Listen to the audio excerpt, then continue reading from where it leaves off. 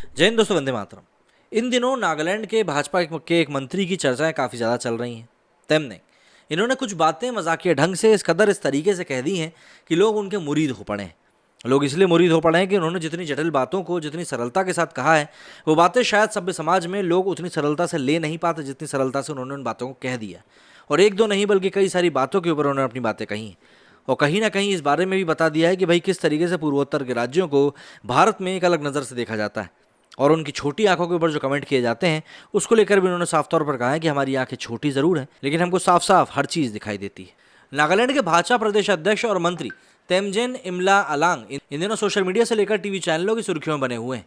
हर तरफ इस बात की ही चर्चा है कि मजाकिया अंदाज में तेमजेन इमला अलांग ने छोटी आंखों के फायदे बताए, या फिर तेमजेन की हिंदी और सेंस ऑफ ह्यूमर से लोगों का दिल जीत लिया। लेकिन तेमजेन ने दिल्ली में आयोजित हुल दिवस पर केवल अपने मजाकिया अंदाज या फिर सेंस ऑफ ह्यूमर का ही प्रदर्शन नहीं किया। तेमजेन इमना अलांग ने मजाक मजाक में बहुत सी चीज़ों का हिसाब भी कर दिया।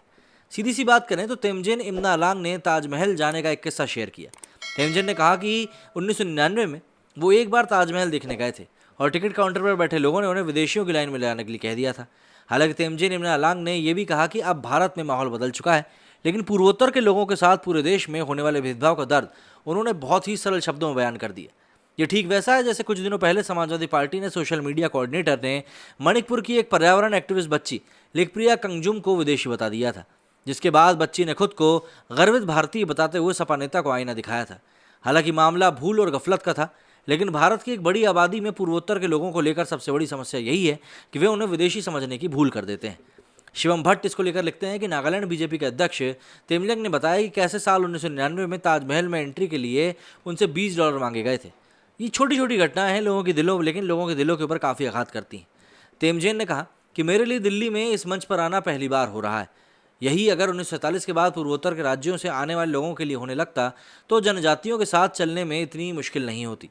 कहना गलत नहीं होगा कि आज भले ही तेमजेन इमना अलांग एक हॉट टॉपिक बने हुए हैं, लेकिन तमाम विविधताओं वाले देश भारत के दिल्ली जैसे महानगर में पूर्वोत्तर के लोगों के साथ किस तरह का व्यवहार किया जाता है, ये किसी से छिपा नहीं है। नस्लीय भेदभाव को बढ़ावा देने वाले शब्दों से पूर्वोत्तर के लोगों को नवाजने वाले शायद ही उनके इस दर्द को समझेंगे।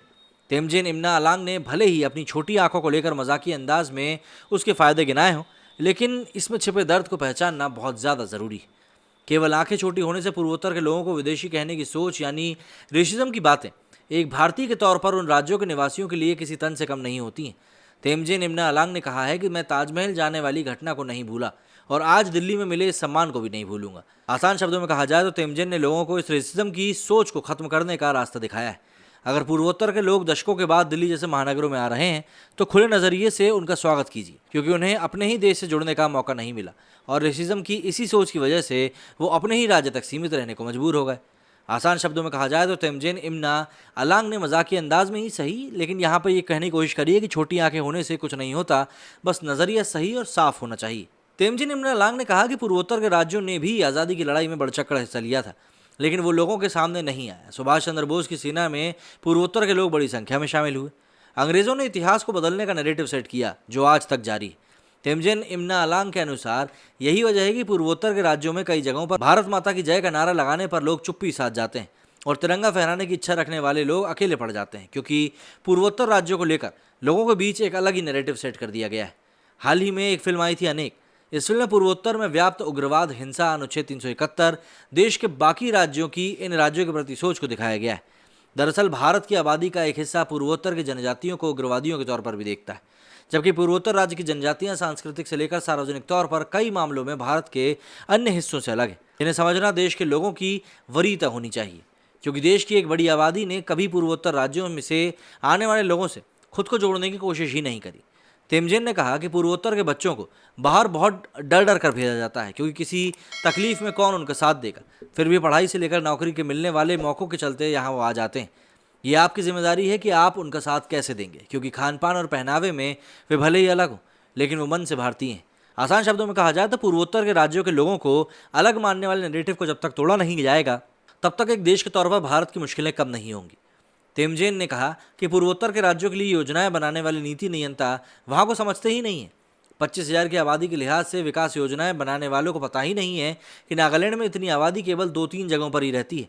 कई जगहों पर 2000 तक की आबादी वाले ब्लॉक हैं, नीतियाँ बनाने वालों के समय पूर्वोत्तर के राज्यों की इन बातों को ध्यान रखना चाहिए। बड़े राज्यों से पूर्वोत्तर के राज्यों की तुलना नहीं की जा सकती, क्योंकि पूर्वोत्तर के राज्यों से आने वाले लोगों को तो दिल्ली आने का अनुभव अभी हो रहा है, लेकिन वहाँ पे लोग किस तरीके से रह रहे हैं ये शायद नीति बनाने वालों को समझना चाहिए।